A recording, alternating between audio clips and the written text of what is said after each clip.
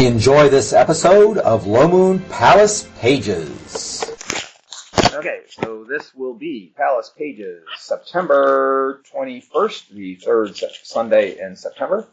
Before we begin, we're going to do a quick devotional, and then after that we will have a recap as to where we're at. And joining us today to sit in is Haley McCrory, who will be considering whether or not she wants to become a Palace Page participant. So right now she's just here with us today observing. All right, here's our devotional. It is based on 1 Corinthians 2:7, which is interesting because I mentioned this during the service today.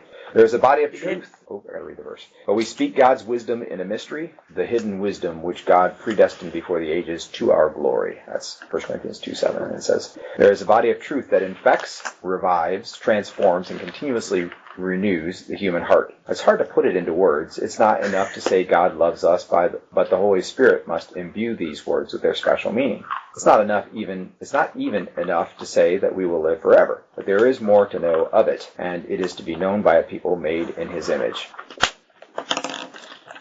Saved from sin and regenerated to new life. It is hidden in plain sight because language fails to explain it unless it is exchanged between two individuals that have been thus regenerated. The voice of God Himself is unknowable, indiscernible, and frankly, outside the reach of belief unless you've known Him and experienced it for yourself. To be dead in trespasses and sins is to never know it. To be brought to life in Christ is to gain access, and no amount of faking it will do.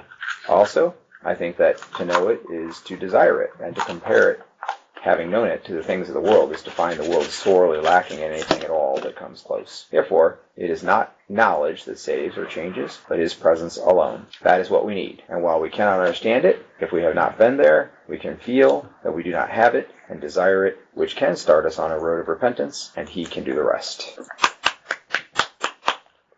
Keep track of what date I did. Ow! Okay, so in this episode of Palace Paiges, as we pick up, Dan, the Cavalier, and Selena.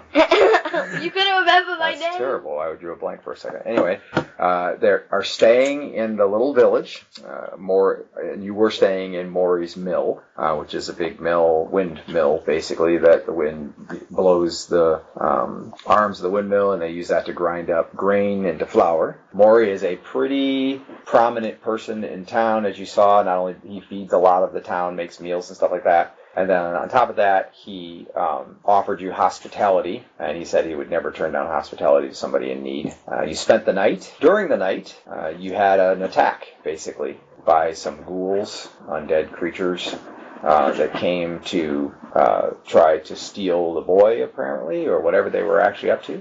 Meanwhile, you managed to escape the mill during that time, kept him free and safe, and then most of the creatures were killed off.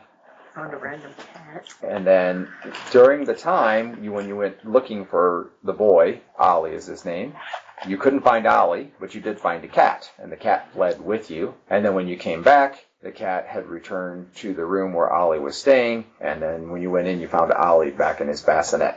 And so then you had a suspicion that Ollie and the cat were one and the same, but you didn't really have any proof other than what do you call it? What if the cat ate him? The kind of proof that is not for sure. What if the cat shrunk him and ate That's the him? word. Evidence. What if the cat shrunk him and ate him? No, because he's back now anyway. That's terrible. Oh, my mind. All right, well, anyway. So then the next morning, Ollie was serving breakfast, and I did eventually serve lunch. You met some interesting people, and then a rider came to town, one of the dark knights that had been searching the royal retreat that you had fled from in the first place. Oh, yeah. And Dan ran into him in the middle of the street and wound up playing kind of tag with him, running through the stables and the corral next door and so on. And then the townspeople came out in force, 15 to 20 of them, including the sheriff and Maury, and they chased him off, basically. But that meant that even though the pink smoke was rising above the walls of the retreat, you were not able to go back because that's the way he went, and you definitely did not want to run into him. You're thinking they were pretty tough before, and so you're thinking that they are maybe more than a match for the two of you combined. Except for the fact that I wanted to go that way. Anyway, it would have been easier to go direct until you ran into him and possibly any other opposition. So in the meantime, there was a local who suggested that you could go and meet up with his sister, who owns a sailing vessel, that's parked off the coast about 8 miles away. And so you could make your way there while it was still daylight, get on her boat, come into southern Misco via the water side, via the Great Southern Sea, and then go from there back to the retreat. And theoretically, that would be unexpected, and you'd be able to make it back safely. So when we left off, you were just heading toward the village. You were getting a wagon ride, so you were not walking the whole distance. It's now sunny. It's probably 2 o'clock in the afternoon, and sunny outside. The driver of the wagon is a young man named Sam. He's probably 14, 15 years old. Why is it not making any sound? I'll turn down. All right. So in the wagon are the two of you, Ollie, Marilyn, the lady in waiting, and Sam is driving. So Ollie has been climbing from the seat of the wagon, which is a little higher, down into the back and back up again for the last roughly half an hour as you've been riding. Are either of you doing anything in particular during that time? That's Ollie. He literally just described what he was doing. No, that's Maury. Okay. All right, so Ollie is the boy, and he's climbed up into the seat, and then he was up there for about like 5 or 10 minutes sitting with Marilyn, and then he climbed back down with you guys, and then now he's climbed up. But currently, he's sitting up in the seat with Marilyn again. He's just having a hard time staying still during the kind of boring wagon ride. The sky is blue, sparse clouds, sunny, 65 degrees outside. No sign of rain or any trouble. The road is smooth, and it is gravel all the way. You've been on a smooth gravel road the whole way. You hear the constant clucking of the wagon. It's a buckboard wagon, so there's no top on the back of the wagon. If it were raining, you would definitely be getting wet. It is being pulled by 2 horses, and they are big, beautiful draft horses, probably 7, 8 years old. No longer suitable for war horses, but great for pulling the wagon. Both are brown. Are you doing anything in particular? You've had a half an hour wagon ride so far, and you know it's going to be another probably hour and a half before you get there.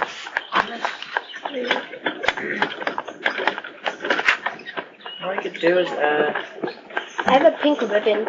Ollie can play with the pink ribbon. Okay, so you give Ollie a pink ribbon to play with for a while. Would it be possible for me to practice sword stances? Probably not in the wagon. However, you could do your bodybuilding for the day. You have to do bodybuilding every day. So 2 hours of like push-ups, sit-ups. Come here, Ollie. It would probably occupy him for the this half an hour. You should do up it. And down, Do up it. and down, up and down. Okay. No, I'm going to do push-ups. All right. So he's doing push-ups and sit-ups and whatever in the back of the wagon, getting his bodybuilding in for the day. Are you doing anything other than you playing with Ollie with the pink ribbon? Okay. So you wait. You watch as farms go by. You see farmers in their fields. You see, you know it's close to harvest, and you see people out like pulling weeds and like that, but not actually harvesting yet. You pass cornfields and wheat fields, and birds fly overhead. At one point, you think you see a falcon that came from the general direction of the retreat and is hunting. And you see him dip down into a large copse of trees and is probably looking for small animals. And then you lost sight of him after that. Another half an hour goes by, so you've got in almost an hour of your bodybuilding for the day. How long do I have again? 2 hours every day. Yeah, just a bit. Yeah. Okay. I think that running did something about it too. But Sam and Marilyn make small talk the whole way. She seems kind of enchanted by him. He's definitely very overly friendly towards her. And he tells a joke and she laughs, that kind of thing. I'm just here. After about an hour and 15 minutes, you see a ridge line of mountains coming down from the right. And then you see the road turns kind of left, and it's going to go along the edge of those mountains. And you can already see a little bit of like a village, like buildings sitting on the edge. And you think that's probably where you're going. Don't think I've been in a carriage for this long before. Yes, you have. You rode in the wagon from the palace to Southern Mystical Retreat. And They made me walk. Almost a full day. Well, off and on. You walked some and you rode some. Okay. Anyway, as you are nearing the town, you do see a small contingent of knights, and 6 in number.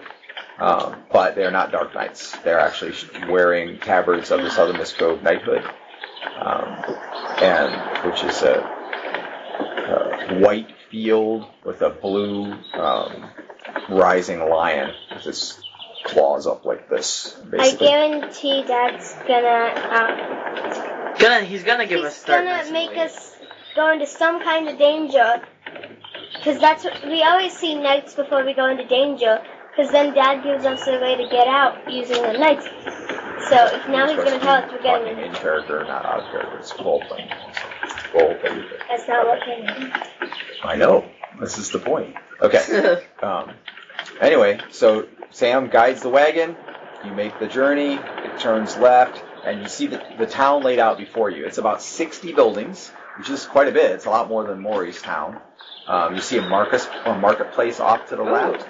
And you see a dozen masts of ships rising from the water in the cove just beyond it. It's still daylight, and will be light for another probably hour and a half. The sun has not set. You see there's a big orange ball in the sky to the west.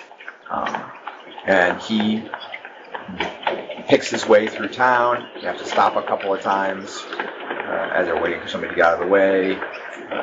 There's obviously quite a mix of people. There are 6 taverns in the town, which is a lot, even for a town with 60 buildings. That's a lot of taverns. And you see a bunch of sailors that look like they come off the ships and they're spending their money.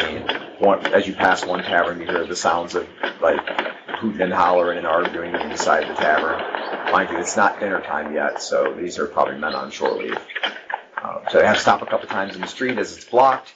And then pretty soon you're coming up, and he turns the wagon sideways, and you basically come to a point where the gravel road sort of kind of narrows and stops next to the beach. And there's a ridge line, drops about 6 inches, and then there's sand, and it's coarse gray sand. It almost looks like coriander seed or very little pebbles, basically. And it goes down. Then there are boats sitting on the shore, and you can see easily 30 ships. All smaller vessels, 1 and 2 masts. There's no warships or anything, big merchant ships or anything like that. They're all smaller vessels. And the cove only goes out about 100 yards, and all the ships are in the cove, basically. They're kind of packed in there. Okay? You see a little shack at the end of the only wharf. There's one long dock, basically, that extends out into the water. And there's a shack there that's about 6 foot in diameter. It's made of shingles go up the side, and then shingles on the peak on the top. And Sam says, "That's the harbor master's shack there. If you're looking for the Willow light, I would inquire and see for sure if she's in port. I'll wait and find out whether or not you're going to have a ride for sure." You couldn't have found that out earlier? Oh, how? There are no cell phones or If you don't have a telegrams. ride, what are we going to do? And he'll take you back or wherever you want to go next. Take us back. If you don't want to miss any of the story, Low Moon Origins, Uprising, or Outsiders, like and follow our podcast. Please share it with friends. Anyway, there's no way to find out. This is medieval times. Unless you have magic, there's no way to find out what's going on 4 hours away from where you are. Did you have magic that would accomplish this task? If not, then that's why. Unless a paper can ride on a magic missile. No. They send the paper on a fireball. Yeah, that's not how it works. So Marilyn climbs out off the wagon, and she's carrying Ollie, and she walks over toward the wharf master's hut. I kind of want to go to the market, but I don't think I can. Right now you need to make sure you have transportation away. And obviously you're scanning the crowds, and whenever you see a man in armor, you're looking to see if any of them would be a dark knight. You're pretty far away from the retreat here, but it is possible that they could pursue you this far. They found us at the mill. Yep. Also, I love the fact that the guy was calling me a fugitive, and I kept him running back and forth from one side to the other, and he was going back and forth on a horse. Is this the nearest dock from the mill? Yes. So most likely they will search you if they don't find us. If they come this far, right? I doubt they would, So though. we better get out of here. I'm not going. the idea is to get a boat and get out of here. Well, if they're not in town, she won't be back for a little bit. I might go to the market. Well, No, are either we're of gonna you go going find with another way Marilyn to the Wharfmaster's hut? That's the question right now. Are you gonna go to the hut? Find out if you're right. Yeah. With Marilyn? Yeah. Don't you dare go to the market. You better be back. You know bad would things go to the happen. market. You know bad things I've been happen. kidnapped at a market before. I'll be fine. Uh-huh. I can do it. Why did you have to choose your profession to be a knight?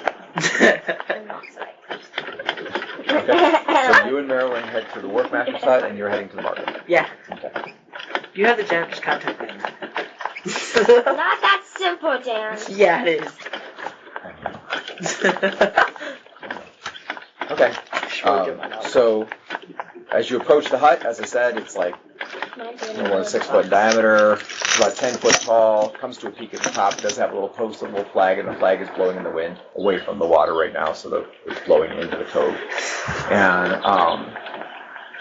And so then you walk around the side that faces the wharf, and there's a window, and there's a little wooden ledge there on the door, basically. And inside you see a man, and as soon as you step up, he steps up. He's probably in his late 50s, has curly white hair, and a graying mustache and beard. And he sets a clipboard, which neither of you are real familiar with. They're an invention of Southernist Code, but you've probably seen one or two before. They had to sign our name on a clipboard before trying to enter a gate. There you go. He sets the clipboard up on the ledge, and he says, "How can I help you?" Okay. We need a... I don't remember the lady's name. What's the lady's name who said... What's the boat's name? What's the boat's name? I don't think the boat had... Willow White. We are scheduled to ride on the Willow White to get back to the retreat. To go to Southernist Cove. To go to Southernist You Cove. don't want to tell him where you're going in case he gets interrogated later or whatever. Yeah, the Willow White is in port. You say you're already scheduled to ride on the Willow White, or did you be seeking a berth? I have no clue What that means? Did you want to get passage on the boat now? Yes. All right. He leans out the window, and you kind of are forced to step back a little bit, and he looks down the beach to the right, and he says, "See that there lad standing by the launch there, the fifth one down? Yes. The kid with the blue scarf? Yep. He's from the Willow White. That's their launch. Okay. They got to have an officer in town somewhere. Suggest you talk to him. Thank you. That'll be 1 copper for the information." Okay. Wow, if I was there, you should tell me to pay. Okay? And then he does jot down on the clipboard. All right? You and Marilyn head down to the boy. He sees you coming. He takes his blue scarf that's wrapped around his head, actually. He takes it off and he holds it to his stomach and he bows his head slightly. And he says, "Ladies, it's a pleasure to be meeting at you today." Oh. Marilyn smiles. Sad. We need a ride to Southernist Cove. 'Tis true, the Willow White's going there this eve. Got some passenger berths still available. Captain's up in town at the tavern. She'll be back soon. You can hang out here with me. Okay. We need to go quite soon, if possible. If you be rushing her, you should know she don't be rushed very well. She gets a little irritated. That being said, if you want me to take a message, I could run up into town and let her know you're here seeking the berths. You might come back for that. That would be great. I'm supposed to watch the boat, but... Hey, Clarky, can you keep an eye on the launch for the Willow White while I run up into town and deliver a message? Sure, lad. Do what you gotta do. All right, then. Y'all can wait here, and I'll be back shortly. Let you know what she says. Thank you. Okay. Yeah. He literally runs away. You notice as he runs that he's barefoot. He's got tattered pants and a white shirt, and Can't say anything. he doesn't. But he carries his scarf in his hand. Laying in the launch, as you're standing, you see the oars to row the boat, and also belaying pins, or the pins that they use to hold the ropes on board ship. And okay, so he runs off. All right. So meanwhile, Dan pokes his way into the market. As you are rounding into the main market, what you see before you is a stretch of booths, both sides, Nice. Tables basically. There are tarps over the top, protect from sun and rain. And you figure there's probably about 20 markets total, or 20 booths total. Yeah, you can definitely kind of like hunt down a weapons booth. However, as you do that, you're passing a tavern on the right-hand side, and there are horses that are parked in front of the tavern. So you have to walk way out around the horses, or you have to walk up on the porch. Which do you do? Dan's gonna get kidnapped. I'm gonna go on the porch. Okay. So you smell the smells of cooking meat, a couple of different kinds of alcohol, you think, and you hear raised voices inside the tavern. So they seem to be enjoying themselves. If I hear any sort of screams from inside, Drunk man. I'm going inside. Okay. Roll a d6 for me. Yeah, 5. Okay. So just as you pass in front of the tavern door, which it has a kind of like double swinging doors, like old Western bar type doors, and just as you pass, the door flops open hard, and a man has been thrown out, and he lands on the porch in front of you. It's a wooden porch, and he bounces off down one step, and then he's immediately trying to get up, and as he does, another man follows him out. And the man, so he literally steps right within like 6 inches, nose to nose almost of you as he's following him out. You step back in time not to get hit by the door, but then he's right in front of you. Okay? And you are not surprised. You can roll initiative. Okay. Of course he's not surprised. There's a tavern I got the man. again. Okay? Alright, do you have a dex bonus? Not yet. Okay, so you are simultaneous with him on initiative, which means you're both going at the same time. What do you do? What does he do?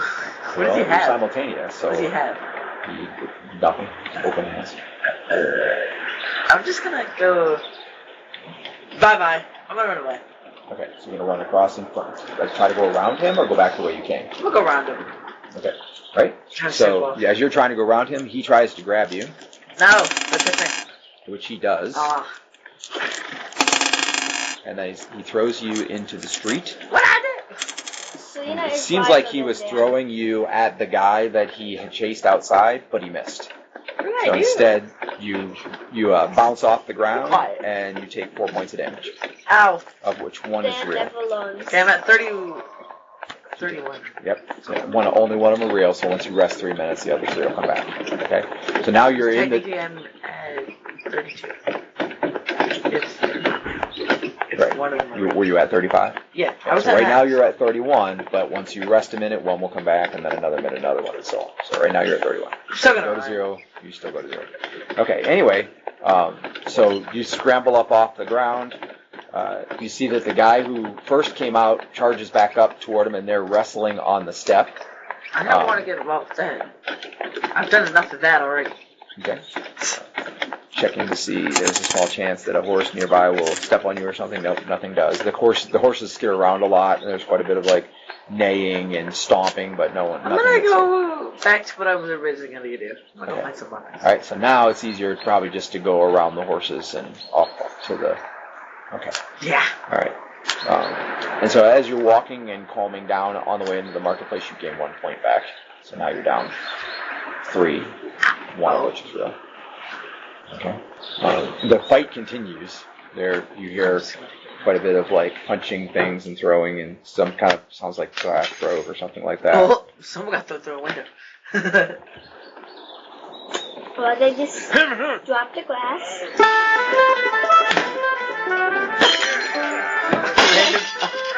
Random music for a fight going on. Shadow. But as you move away from the tavern, the sound fades behind. Yeah. And you see before you a very active marketplace. Yay! As I said, it's about 20 to 25 booths total. We're gonna go find weapons. And you're picking your way to North Coast.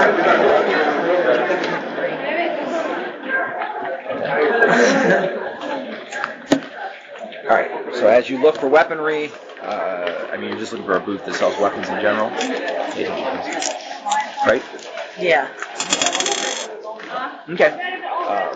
So you do see a booth to the right-hand side that has pikes, lances, and spears, and they're sticking up above the crowd. And so you head over that way, and you see that they also have short swords, daggers, footmen's maces, horsemen's maces, picks, flails. Okay. So it's an L shape. There's a building, and the building looks like it's a money changer. They have a sign in front, like stacked up. I think it's a money changer or precious gem. I still have a copper tubing, and I'm trying to find someone to sell it. Okay. Still. Anyway, you'll lose it as long as you have a copper tubing. Anyway, so the money changer shop forms the one side, like where the one part of the L, and it comes out from there, and then it goes to the right. And then there's a space in between there that goes to stables and the corral. And then in front of the stables is another big one. So what's it being located in the corrals and stuff? Yeah, I know, but everywhere I go, it's just one thing. You're going to town, so people have horses, so they get the corrals. Sure. Okay. But, alright, anyway. So you peruse the table. They have a variety of mostly pretty normal. Alright. So you spend 10-15 minutes going over the knives and daggers. You find two of interest, one knife, one dagger, that are better than average quality. The knife is very well balanced for thrusting and parrying, not for throwing. And then the dagger is kind of clunky and strong and heavy, but it does have a razor sharp edge to it. And they are, the knife is 20 gold pieces and the dagger is 25. yeah, I ain't gonna get into this. Well, that's very expensive. They do have daggers there that are like 50 pieces. They have knives that are like 5 silver to 3 gold. I'm gonna look at some of the cheap ones. Okay. All right. Meanwhile, you're shopping the marketplace, and you guys are standing by the boat. No one else comes.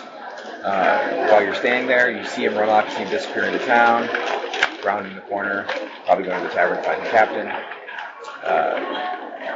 As you scan throughout the harbor, you can see that there are probably a half dozen to 10 vessels that are preparing to take off. Get these details? Okay. And they all have local flags, no moon and so on. You do see one large merchant vessel. It's the biggest vessel in port, and it's also the furthest out. And it is a bark, which you say like it has a raised rear deck, lower middle deck, raised deck, and that has two masts, one in the middle, one in the front, and then in the back it has a triangular mast that swings. Rudder swings. Okay. And you can see that it looks like they are at anchor, not planning on moving anytime soon.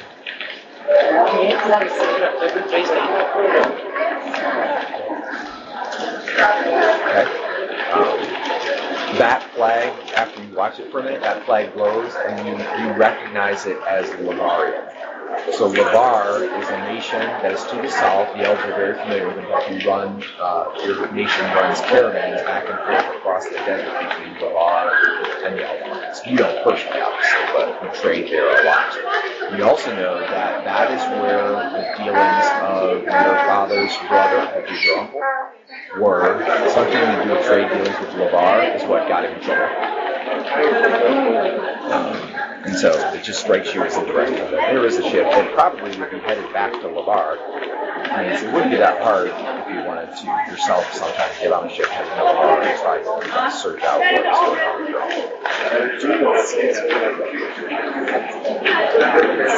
I'm going to convince my partner to take this. I'm very convinced. Historically speaking, Labar is a large nation, so you might need some kind of ID, or you can just like request out there possibly. But okay, anyway, so at roughly 10 minutes, you see the boy who was standing here and a woman who has shoulder-length blonde, wavy hair. She has a tight-fitting top that's leather, that's laced across the front. It's like a nice sort of armor, short sleeve. And then she has a tattoo on her arm that comes out from underneath her sleeve and goes down to the back of her forearm. And she has pretty blue eyes and a pretty face. And she comes walking out with the lad. And she's leading. Clearly they're together, but she's leading. He's following behind her about 3 or 4 steps. And he looks like a little blanched, like his face is kind of white, like maybe he got in trouble or something. But even so, he's following along. So you see she's coming. Marilyn gets up. She was sitting on the beach. Gets up and dusts her head off from the sand. Ollie's still sitting down there building this sort of a sleep capacity for the sand lounge. Okay. Right? So there are a variety of knives and daggers there that are more in your price range, anywhere from 5 silver to 25 silver. None of them look to be like exquisite or bizarre in any way. They're all pretty cool. Look at me, these. Short swords tend to run, normal short swords tend to run like 5 to 10.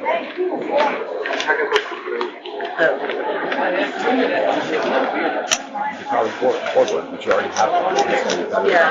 Well, I have 2. I have a long sword that I might sell, because I'm not.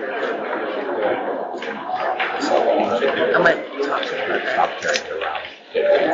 Yeah. That's awesome. Okay. Let me see it. Here. It's in the sheets, though. Okay. Is it special in some way? Check out Amaldan Inc. for incredible opportunities to support the ministry.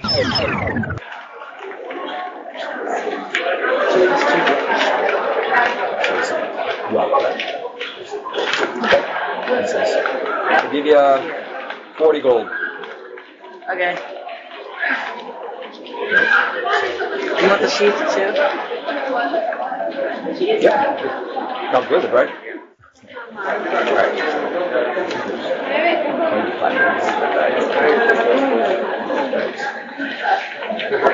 So I spent money on healthcare. I'm going to be racking up money. I am not.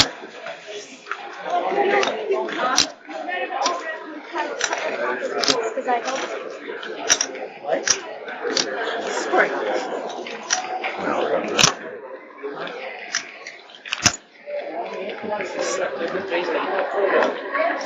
What did you have? I owe you 2. Okay.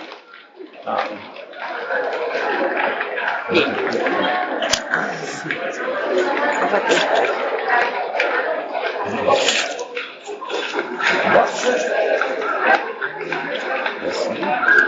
There you go. Awesome. Yay! Okay. I got more money now. That's mostly how people get money, is they take stuff that's worth money and they sell it. I mean, Or you carry I don't gold. like short swords that much. Or long swords, maybe short swords. Also, there's still some by your piece. Okay. I still don't know what my trade No, I gave that. Never mind. We bought it. Okay. Anyway, so you sold the longsword. Now you can buy the nice knife or dagger. I want to go buy the dagger. Okay. 25 gold. How much did you do? 5 each. 5 each. 5 of these? No. If you give me 5 of these, you're good. Okay. Okay. So now you have a dagger, scabbard, put it on your belt. Alright. You look, and from there you can see down on the water line, and you see them standing there talking to the captain of the Willow White. You're running short on time. Okay, before I go, how much is the knife again? Those 3 plus 1.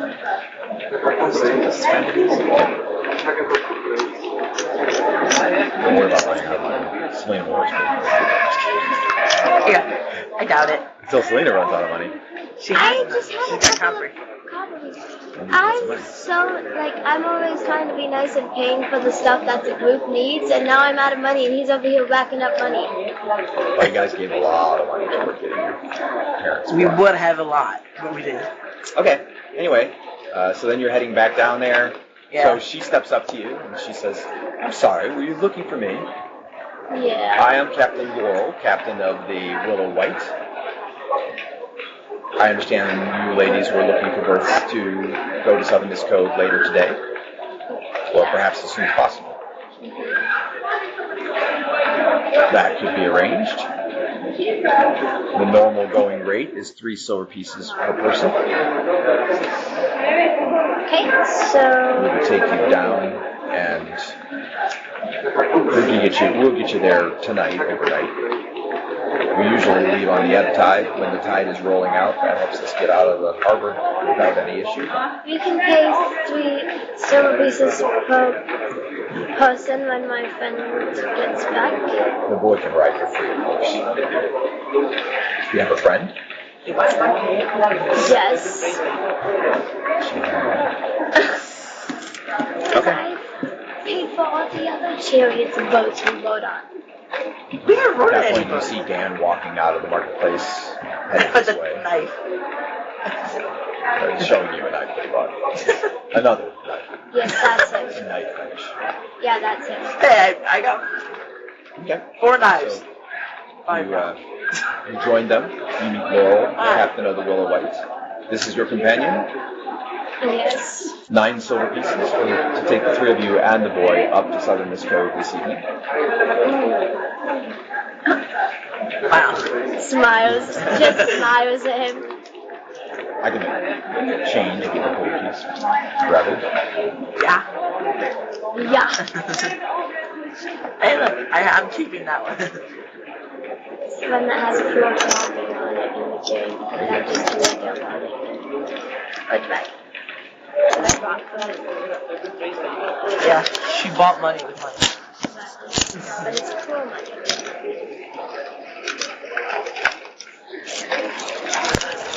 I got a lot of silver now. Yep. Your pouch looks like you're rich. I got, Okay. me trying to like it. Silver is the going rate for most things, copper or silver. So you've got enough money to stay in the hotel for a month. Okay. Nice. Anyway, she says, if you want to, you can take the boat out now. I have one more thing to take care of in town. The ebb tide doesn't start for several hours. So assuming you're not in any greater hurry than that, we will wait for the ebb tide to come. Is that okay? Yeah. Hey. Go back. No, you're not. Remember, the more people see you Yeah, in town, the more that the it's gonna tail is. We're gonna sit in the carriage and I'm gonna I can buy it. Since you have a ride arranged, Sam will probably head back so we can go back before the.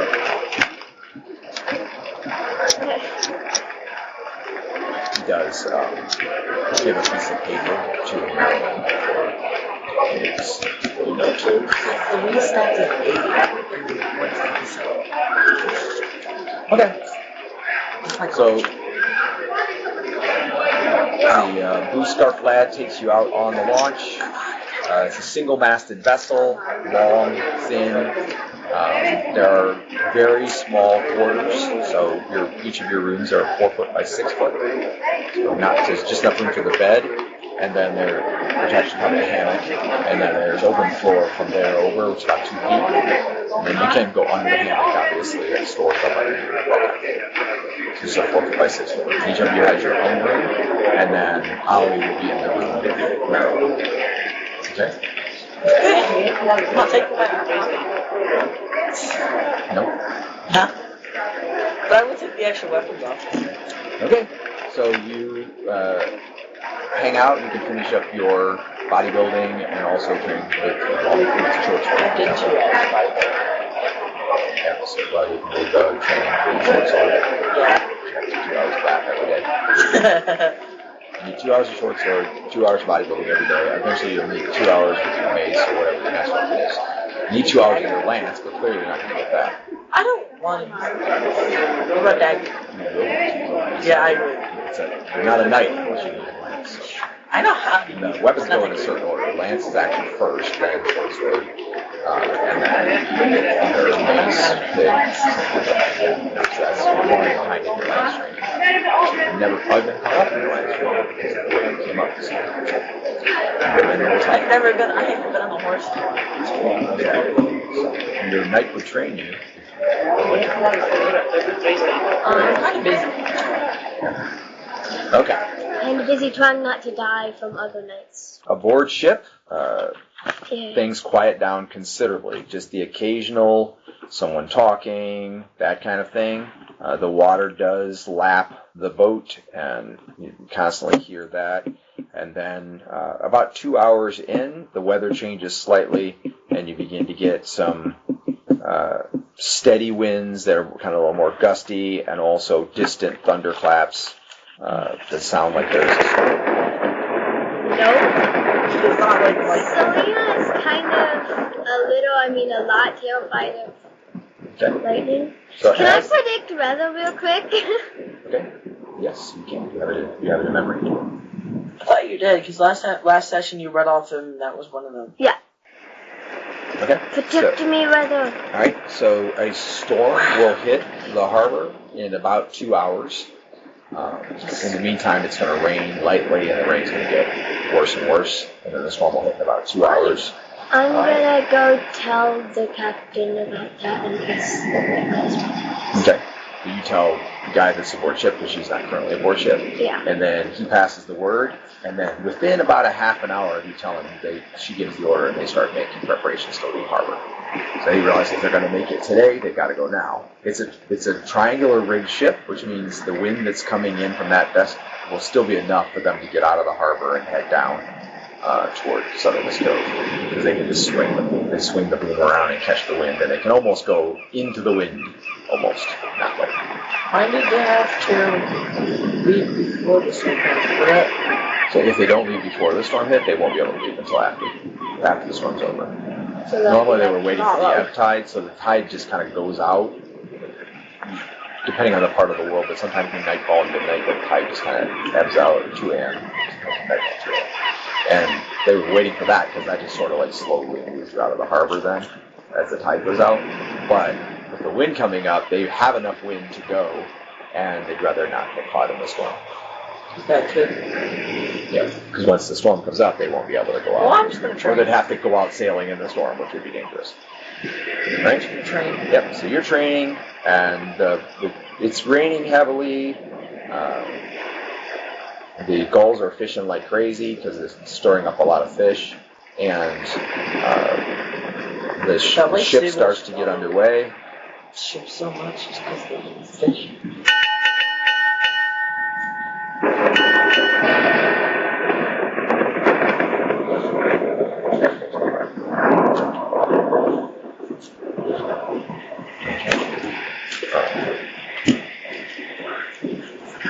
You're invited to take your meals aboard ship while you're on board, and it's very dark even before nightfall because of the storm. It's blocking the sun out completely. Okay. Just a bit. Let's get 2.074. Okay. As you have finished all your training with the short sword. You had already finished all your bodybuilding, and so both of them are all caught up. You don't have a lance, you can't bring a lance. Especially on a horse. Yeah. All right. Did you do bow? So you could practice with the bow, probably. You have to find a spot below deck so you can't get out in the rain. Might wait on the bow, because I did just practice with my bow a little bit up the middle. All right. So the three of you are at dinner, and they basically have a hunk of meat, some broth, some old biscuits. Yep. They're kind of hard. You soak up the broth with the biscuits and they get soft. So the captain came there. Yep. Yeah, she gave the order to leave. All right. They have a skeleton crew up on deck, and as you're sitting at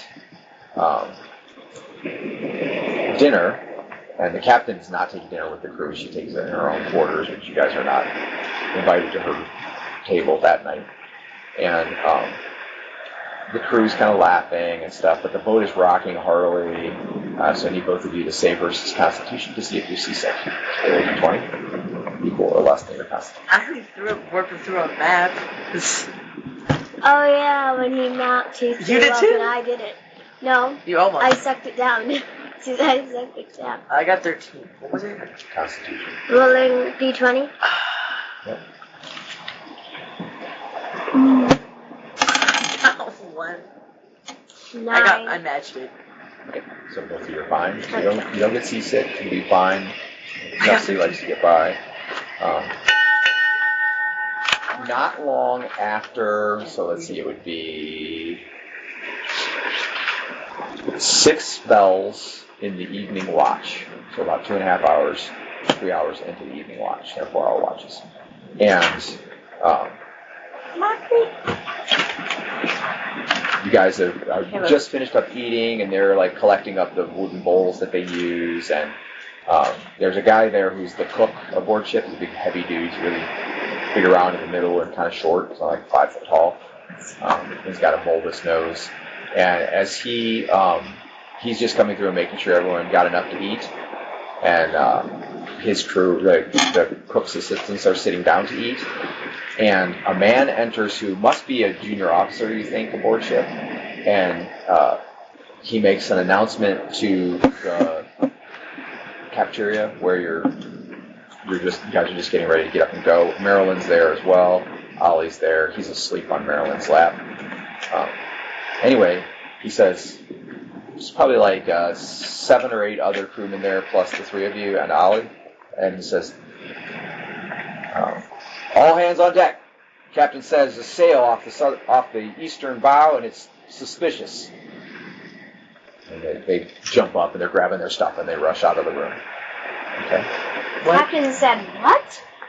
There's a sail off the bow, and it's suspicious. So, oh, come on. A sailboat. A sail sighted, like the sail on the boat. No, it's gonna be the Black Knight. Yep. On the boat. All right. I'm gonna swim off the boat. All right. So, are you guys going out to see what's going on? Yeah. Are you going out to see what's going on as well? Grab the sword that was sitting next to the table. Marilyn says she'll take Ollie back to the room. She doesn't need you outside. Good idea. Okay. So, as the 2 of you guys step out, you hear murmuring amongst the crew. It's like talking, and you distinctly hear someone say the word pirates. Oh, come on! Sail around them. Go that way. Go that way. And we'll stop there. Pirates! Next time, I'm going to bed. pirates. Either if the ship doesn't successfully outrun them, you'll be dealing with pirates. Hey. If you don't want to miss any of the story, Low Moon Origins, Uprising, or Outsiders, like and follow our podcast. Please share it with friends. Wait. Why Never do mind. we have to do with pirates? Are they going to try to rob us? Irish? That's what pirates do, yes. Stay tuned for more Low Moonian adventures.